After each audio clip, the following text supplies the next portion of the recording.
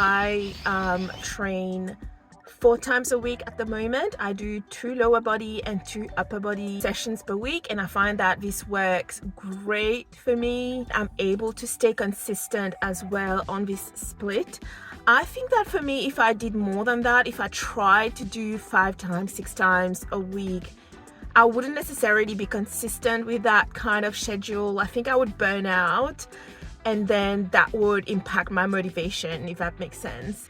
And let me tell you something, you don't have to train 5, 6, 7 days a week to make progress. Last year, I was actually able to add 5 kilograms on my squat, 10 kilograms on my deadlift, and 7.5 kilos on my bench in 3 months, just training 3 times a week. So it's definitely possible to make some decent progress just with 3 times a week. Carlina from New Zealand, world champion powerlifter, only works out 4 days a week. Squat world record holder Carlina Tongataya. First time at World, she competed. So it's definitely possible to make really good progress with 3 times, 4 times a week. You don't have to, be in the gym every single day.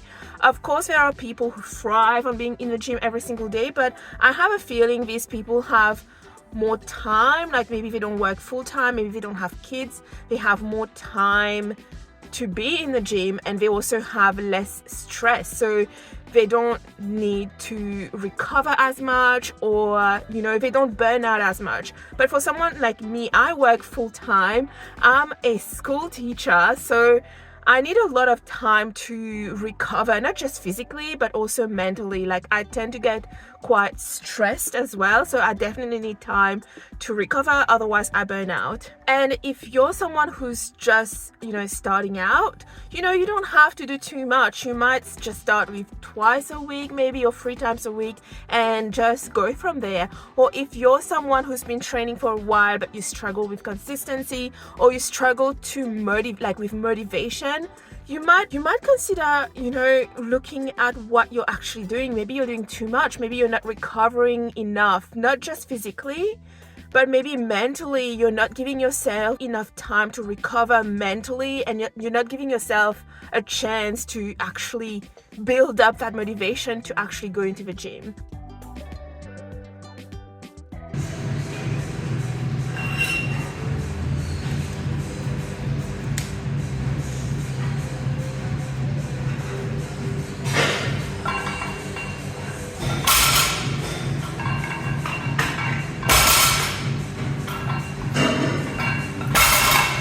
I normally start with legs or lower body, and I like powerlifting, and I'm really into powerlifting at the moment, and I have plans to maybe compete later on. I have done a few novice competitions already, but I have plans to continue with powerlifting. So doing deadlift, even if you're not going to be doing powerlifting, deadlift is a really good full body exercise anyway. It's really good. It's functional movement. It's basically the same kind of movement you would do if you were to go pick up a heavy, shopping bag from the ground. You would be doing that kind of movement anyway. So it's just a really good movement to just include in your routine anyway. You don't have to be powerlifting, but it's a really good movement. And then after that, I basically move on to more bodybuilding style exercises. So I do pendulum squats, which are really good for the legs, and I really feel it. I really like this exercise because I feel a lot of mind muscle connection with my quads and my glutes as well, and I really like this exercise. And then I do some leg press, and then I do some curls as well, some hamstring curls as well. And I basically do 4 exercises, and that takes about an hour and a half sometimes, and that's it. On day 2 I have a rest day, and then on day 3 I do my upper body workout. And again, we start with bench press because again, I'm a powerlifter. But even if you're not a powerlifter, it doesn't matter. Bench press is a really good upper body exercise. You know, it's going to develop your chest area, your shoulders, your triceps. Variation of a bench press that I'm doing right there is called a Larson's press, where I'm lifting my legs up. I'm not using leg drive, and that helps put more tension on the upper body muscles, basically, because when you have your legs on the ground, you can actually use your legs a little bit and push a little bit with your legs, and that helps you lift heavier weights. And that's definitely relevant if you're doing powerlifting and you want to be lifting really, really heavy. But if you want to focus on putting more tension on your actual muscles, doing the Larson's press is a really good variation. After the Larson's press, we move on to some cable rows, so training the back, and we do 3 sets. Sometimes I've got 4 sets, sometimes I've got 3 sets of that. And then after that, we move on to a machine chest press. And I really like this machine because I find that with this machine I get a really good stretch on my chest, and that feels really good. I really like that sensation, and I really like feeling that tension on my muscles, if that makes sense. And then we move on to an overhead cable tricep extensions. Now this is a variation of a tricep extensions, which I really, really like, because it's about mind muscle connection, I guess, for me. Like, I really like it when I can really feel the muscle working, if that makes sense. And then that's it. That's my upper body day done. In the afternoon, I go for a run. So it's very rare that you'll see or find people who do powerlifting do running. Like, often these two things don't really go together. You're not gonna find a lot of people who do both, unless they want to be like a hybrid athlete, if that makes sense, where they're doing both. So for me personally, I like to do cardio, and I like running as my form of cardio, because I do really want to look after my aerobic fitness. I think that there's definitely some health benefits of including cardio into your routine. I don't do a whole lot of cardio. I only do cardio once a week, and I run. I go for a run, maybe a 5-kilometer run or a 6-kilometer run, and I really enjoy running. Like, I really love it. I've been running for 2 years now, and I'm really enjoying my journey with running. On day 4, I have another rest day. By the way, on my rest day, I like to go for walks. I don't necessarily just completely rest, if that makes sense.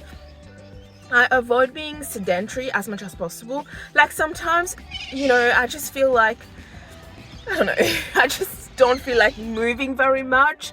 But for most part, on rest days, I try to be active still. I don't want to be completely sedentary, even if it's a rest day, if that makes sense, because it's not very good to be sedentary. So on my rest days, I'll try to go for a little walk, or, you know, something like that.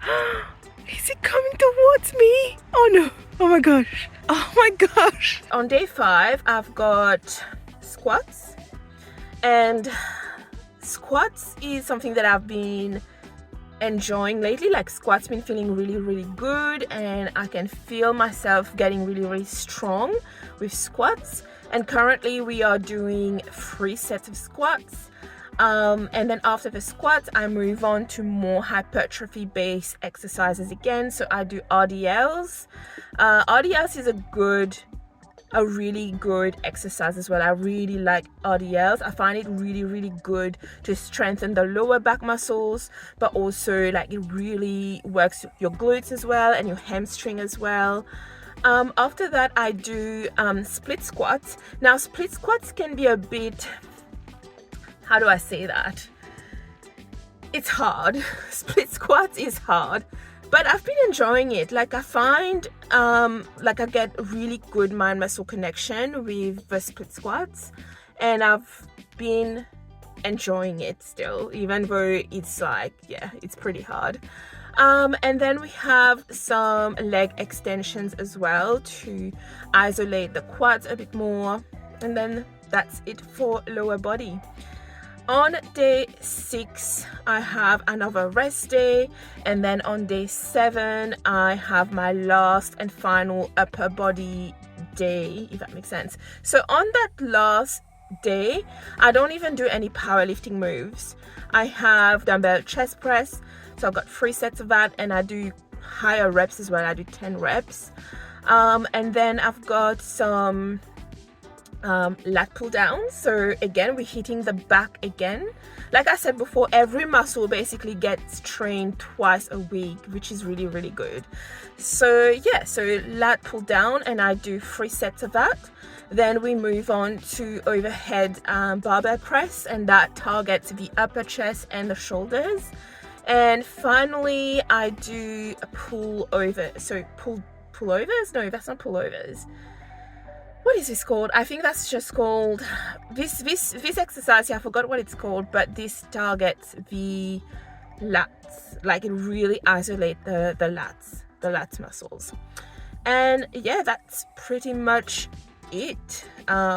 So yeah, that's basically what I do in a week. I'm pretty consistent with it. I'm really enjoying my training as well. There aren't really any exercises in my program that I don't like, and I think it's really important as well that you don't have to do exercises that you hate or exercises that aren't necessarily feeling good for your body. Like, there's so many different exercises you can do in the gym. There's so many variations of the exercises. There isn't one magical exercise that is magically going to, you know, transform you. There's so many different things you can do, and I really recommend trying to find things that you enjoy. Thank you so much for watching this video, guys. I hope this has been somewhat helpful. Let me know in the comments below what you thought of this video, and if you like this content, let me know if you find the advice in this video helpful or anything like that, and let me know what type of content you want me to make next as well. Thank you so much for watching, and I'll see you in the next video. Bye.